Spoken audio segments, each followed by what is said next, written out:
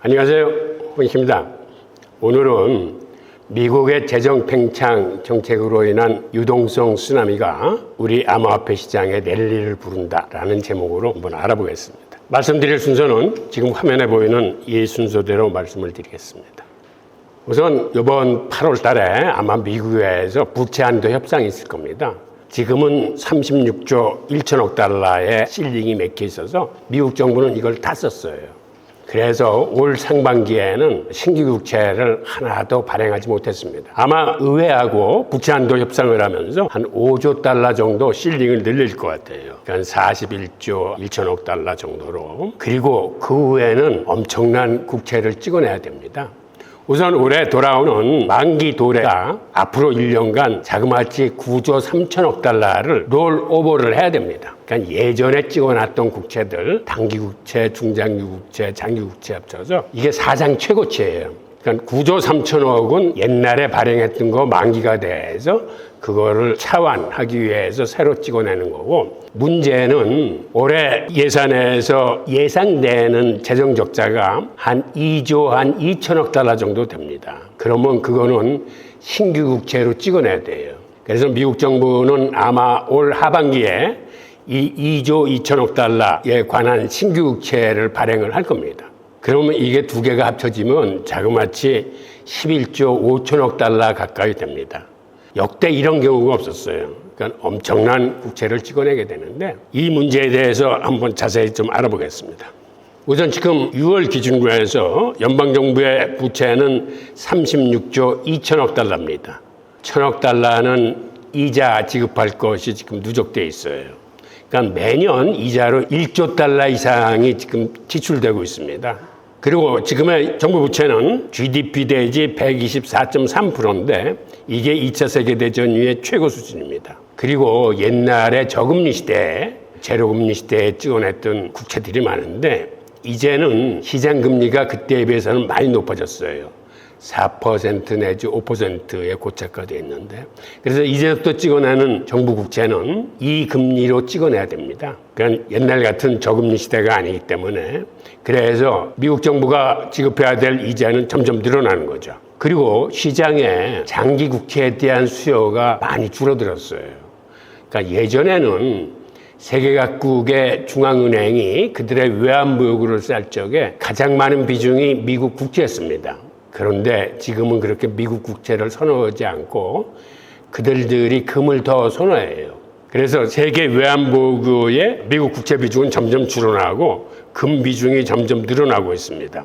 그러다 보니까 미국 정부는 장기 국채 수요가 부족해서 이 국채의 대부분을 최근에 들어서는 단기 국채로 찍어내고 있습니다. 단기 국채라는 건 1개월물, 3개월물, 6개월물이 주류예요. 그러니까 미국같이 큰 나라가 급전을 빌려서 나라 살림을 꾸려가는 그런 모양새입니다.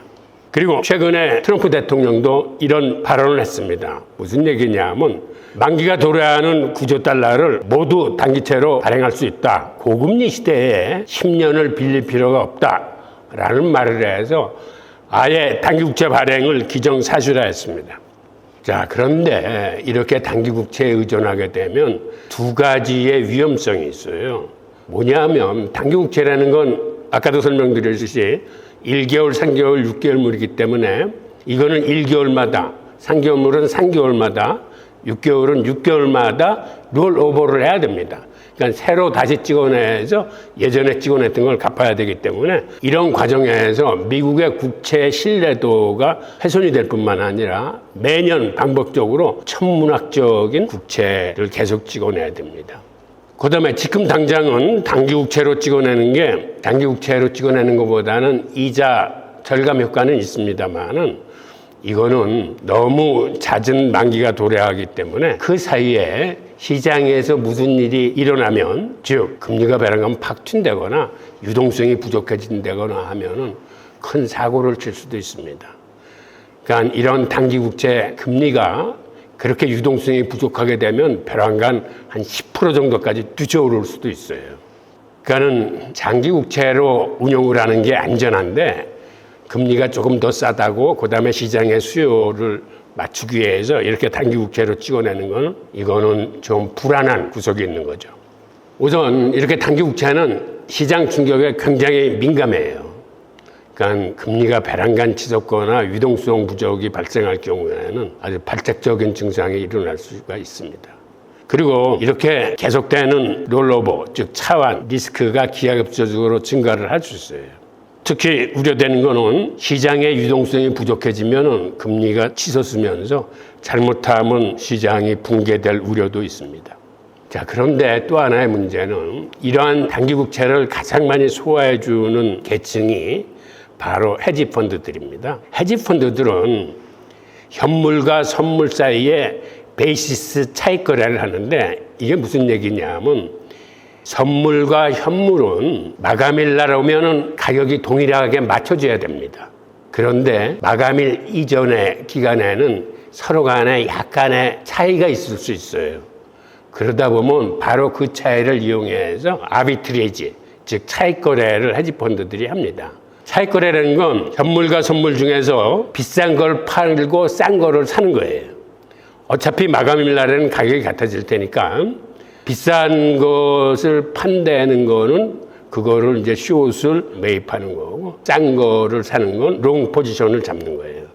이런 숏과 롱 포지션을 잡으면서 그 약간의 차이, 베이시스를 수익으로 거둬들이는 건데 약간의 차익이지만 물량을 대규모로 빈번하게 거래를 하다 보면 그들의 수익은 생각보다는 만만치 않을 정도로 많습니다. 그러다 보니까 많은 헤지펀드들이 바로 이 단기 국채의 현 선물 베이시스에 많이 참여를 하고 있습니다. 그러니까 이거는 IMF에서도 지적을 했는데 미국이라는 나라가 헤지펀드에 기대가지고 나라 살림을 꾸려간다는 건 굉장히 위험한 짓이다.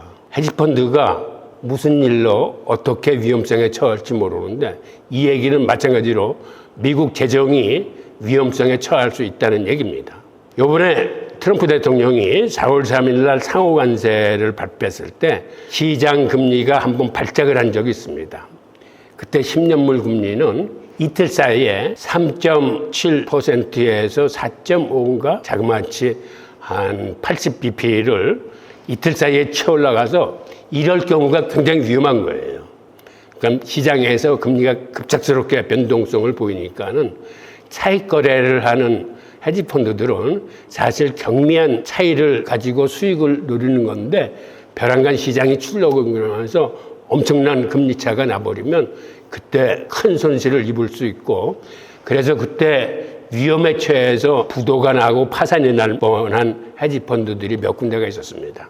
그래서 놀래서 벤센트 재무장관이 트럼프한테 올라가가지고 지금 시장 상황이 굉장히 위험하다 해가지고 트럼프가 90일 관세 유예를 즉각적으로 발표했던 이유도 시장이 위험하고 그 위험이 잘못하면은 글로벌 금융 위기로 치달을 만큼 그런 위험성을 내재하고 있습니다. 그리고 2020년 팬데믹 사태 때도 그런 국제시장의 유동성이 경색되면서 이 단기금리가 하룻밤 사이에 10%까지 치솟은 적도 있습니다. 이러한 실제 사례들이 있기 때문에 이렇게 단기 국채를 가지고 국제시장을 운영한다는 것은 생각보다는 위험할 수 있다는 것을 우리가 인지를 하고 상황을 좀 지켜봐야 될 것 같습니다. 게다가 지금 화면에서 보이는 것처럼 미국의 정부 부채로 인한 이자 지출액이 연 1조 달러를 넘어섰습니다. 자그마치 이자 지급액만 하루에 33억 달러를 지출을 해야 돼요. 그래서 미국 전체 예산 지출 비중 중에 18.5%가 이자 지급입니다. 이 수치는 사실 세수의 거의 한 4분의 1을 이자로 지급하는 거예요. 예산이라는 건 거둬들인 세금하고 모자라는 부분을 국채로 메우는 건데 국채로 메우는 부분이 매년 한 2조 달러 이상 되기 때문에 미국 정부가 지금 쉽지를 않은 거죠. 그러니까 국방비 수준을 넘어섰습니다. 이자 지급액이. 그리고 이자 지급액은 이거는 매년 갈수록 눈덩이처럼 불어나는 거예요. 그래서 지금 미국의 재정 정책을 지속 불가능한 정책이라고 전문가들이 보는 이유는 앞으로 이자가 눈덩이처럼 불어날 거기 때문에 설사 팽창 정책을 쓰지 않는다 하더라도 앞으로는 계속적으로 지출, 마이너스, 즉 적자 부분이 늘어나가지고 지금 상태로는 미국의 재정이 앞으로 몇 년 후 되면 더 이상 지속될 수 없다라는 경고를 쏟아내고 있습니다. 레이 달리오만 하더라도 최근에 국가는 어떻게 파산하는가라는 책을 냈는데 바로 이 책이 미국 경제가 심장마비를 피하려면 길어야 3년 정도 남았다라고 이야기하면서 그 전에 극적인 회생책을 강구해야 된다는 걸 강조하고 있는 책입니다. 그리고 앞으로 5년 후쯤 되면 2030년경에는 연방 수입이 의무지출 및 이자 지급에 모두 소진될 것이다 라고 전문가들은 분석하고 있습니다. 즉 세수로 거치는 돈은 나라가 꼭 의무적으로 지출해야 될 비용과 이자를 지급하고 나면 나머지 쓸 예산이 없다라는 얘기하고 똑같은 겁니다. 이렇게 되면 한마디로 달러가 기능을 상실해서 기축통화의 위치를 잊어버릴 것이다 라는 경고입니다. 그리고 글로벌 투자자들이 이런 문제를 인식을 하게 되면 앞으로 미국의 국채 리스크 프리미엄은 상시적으로 계속 오를 수뿐이 없습니다. 누가 위험한 국채를 사려고 들겠습니다. 그러면 바로 그 위험 리스크가 이자로 가산이 되면서 미국의 10년물 국채 같은 경우는 계속해서 오를 수뿐이 없다는 그런 얘기입니다. 그런데 그게 앞으로 길게 남지 않고 한 5년쯤 되면 이제는 미국의 재정 기능이 아마 제대로 굴러가지 못하고 미국 같은 나라가 파산할 수도 있다라는 그런 이야기입니다.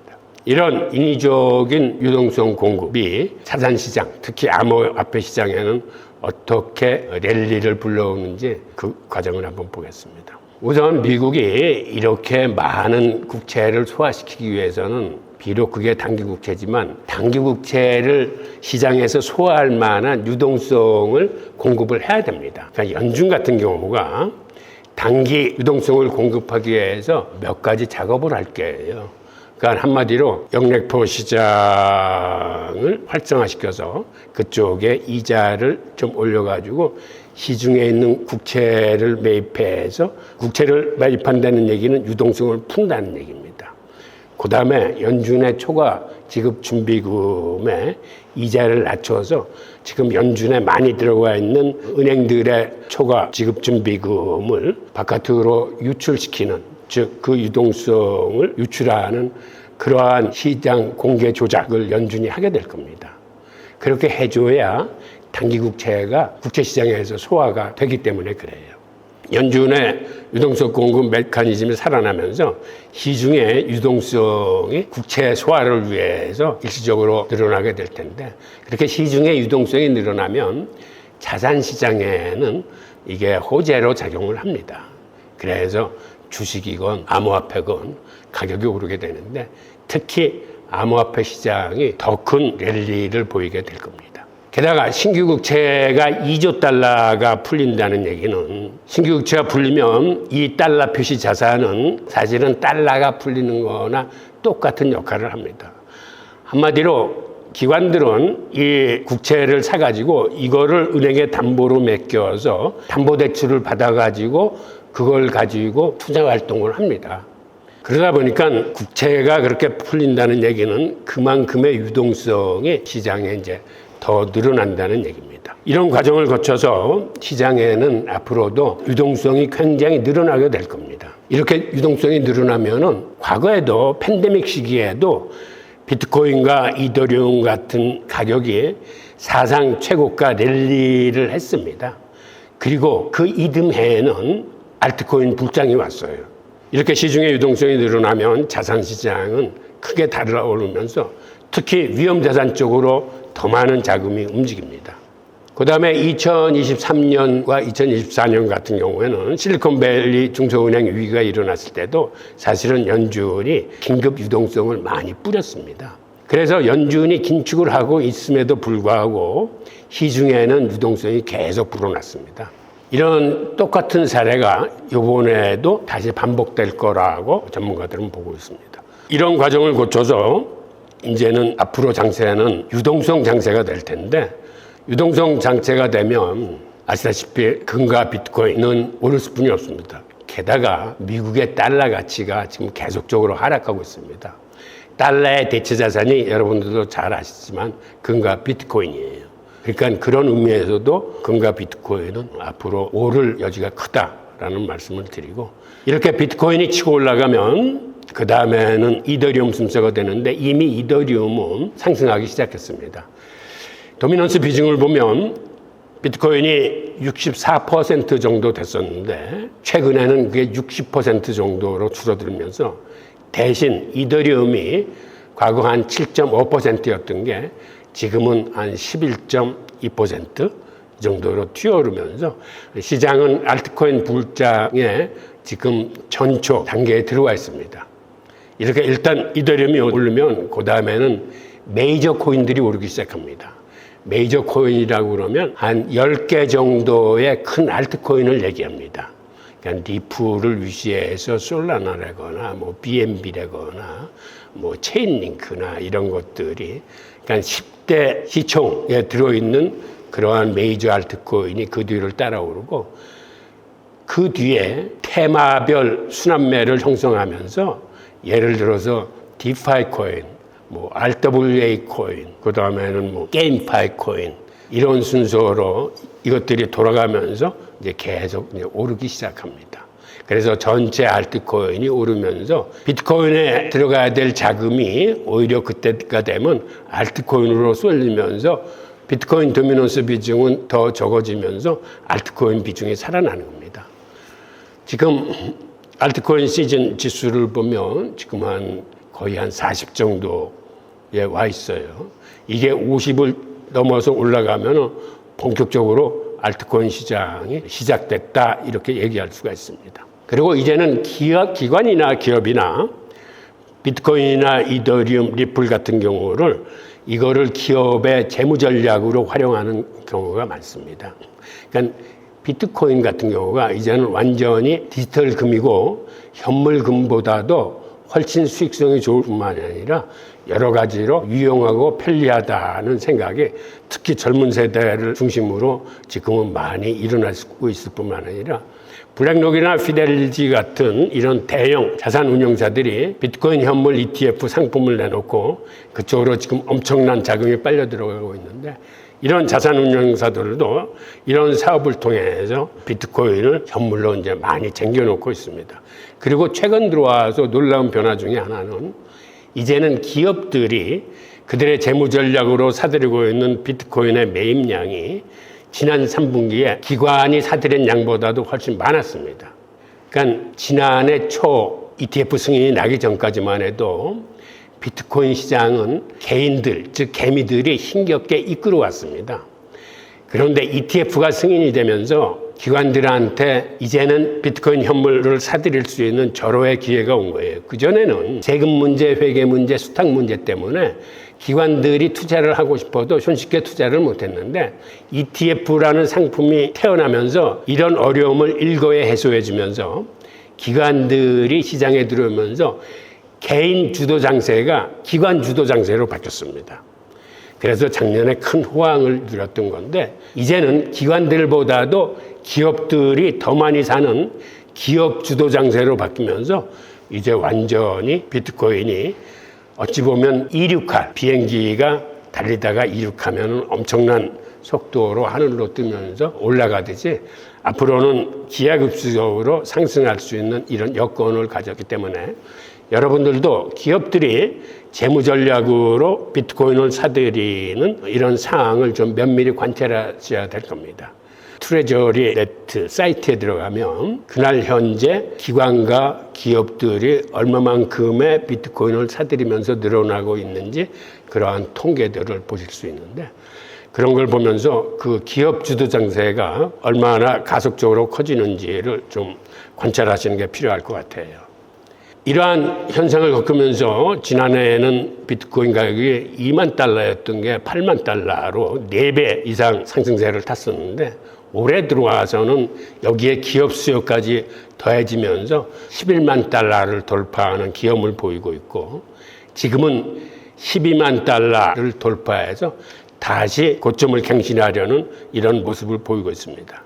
그러니까 이러한 현상이 우리가 이제는 비트코인이나 이더리움 등 암호화폐를 바라볼 적에 이거를 과거와 같이 어떤 투기적인 이러한 상승세라고 보기보다는 이제는 이런 글로벌 유동성의 흐름, 그러니까 세계의 M2 흐름을 그대로 쫓아가는 게 지금 비트코인이에요. 그러니까 이런 통화량의 증가로 인해서 비트코인이 그 궤적을 어떻게 쫓아가는지, 그 다음에 이런 통화정책과 재정정책으로 인해서 유동성이 얼마나 늘어나고 있는지, 이런 구조적 변화가 앞으로 암호화폐 시장에 어떤 영향을 끼친 건지를 우리가 같이 주목해서 관찰해야 되겠습니다. 이런 상황 속에서 지금 미국은 사실은 국제시장 관리하는데 굉장히 힘들어합니다. 즉 장기 국채 수요가 없다 보니까 단기 국채로 이렇게 연명해 나가는 이런 상황에서 그들한테는 믿을 만한 지푸라기 한 개가 다시 생겼어요. 그게 여러분들도 잘 아시는 스테이블 코인입니다. 스테이블 코인의 담보물이 대부분 미국의 단기 국채예요. 그러다 보니까 미국이 지금 스테이블 코인을 강력하게 밀어주고 있고, 스테이블 코인 시장이 커지면서 앞으로 3년 내로 아마 지금 2,500억 달러 수준이 한 10배 이상은 커지게 될 겁니다. 그래서 한 2조 5천억 달러가 늘어나면서 그 담보물이 대부분 미국의 단기 국채로 구성될 겁니다. 그래서 지금은 미국이 어떻게 해서든지 이 스테이블 코인을 빨리 키워서 미국 국제시장의 수요를 증가시키려고 듭니다. 그런데 이 과정에서 하나 중요한 거는 스테이블 코인은 여러분들도 아시다시피 암호화폐예요. 이거는 은행을 거쳐서 전송되거나 송금되지 않고 개인 지갑에서 개인 지갑으로 다이렉트로 송금이 되면서 은행을 거치지 않습니다. 그리고 이거는 무료로 송금될 수 있을 뿐만 아니라 송금 시간도 몇 분이면 가능해요.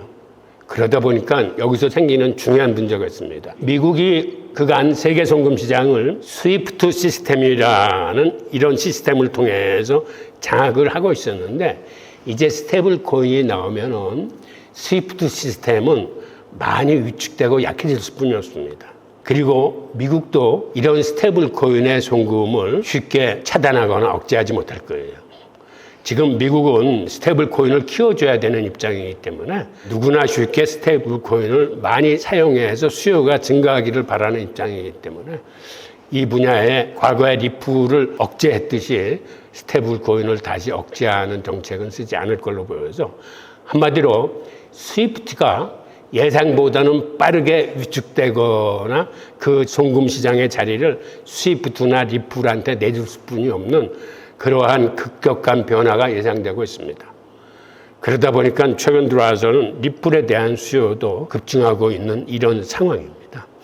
국제시장의 이런 위기는 남의 불행은 나의 행복이라고, 암호화폐 시장에는 이게 나름 굉장한 호재예요.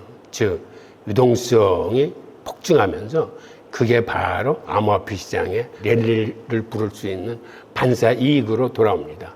우리가 마냥 이거를 기쁘게만 생각할 수는 없고, 국제시장에 이러한 단기 국채로 인한 엄청난 롤오버 자금이 필요한 이런 상황에서는 언제 어떻게 불안 요소가 돌발적으로 문제를 꼬이게 만들어서 이게 글로벌 금융위기의 단초가 될 수도 있어요. 그래서 우리는 국제시장에 돌아가는 상황도 좀 면밀히 관찰하고, 이러한 유동성 유입으로 인해서 시장의 랠리에 어떤 영향을 미치는지도 보면서 한편으로는 투자 방향을 설정하는데 도움을 받고, 또 한편으로는 리스크 관리를 해야 되는 그러한 시점에 와 있습니다. 지금 보시는 이 그래프가 비트코인이 글로벌 M2, 즉 통화 공급량을 쫓아서 올라가는 그래프입니다. 지금 보시는 것처럼 비트코인의 가격이 앞으로도 이 통화 공급량을 쫓아서 계속 올라가야 되는 그러한 후행성 지표인데, 통화 공급량이 늘어나면 늘어날수록 지금 그래프에서 보시는 것처럼 비트코인 가격은 그걸 그대로 쫓아갑니다. 그래서 앞으로도 시장의 M2가 이렇게 지금 커진 만큼 쫓아가야 될 부분이 많이 남아 있고, 또 이외에도 지금 설명드린 것처럼 미국의 사상 최대의 국채 발행으로 인해서 시장의 공급 유동성은 더 많아질 겁니다. 즉 오늘은 미국의 사상 최대의 국채 발행이 자산시장, 특히 암호화폐 시장에 어떻게 영향을 미칠 건지 우리가 좀 자세히 알아봤습니다. 자, 오늘의 내용은 여기까지입니다. 감사합니다.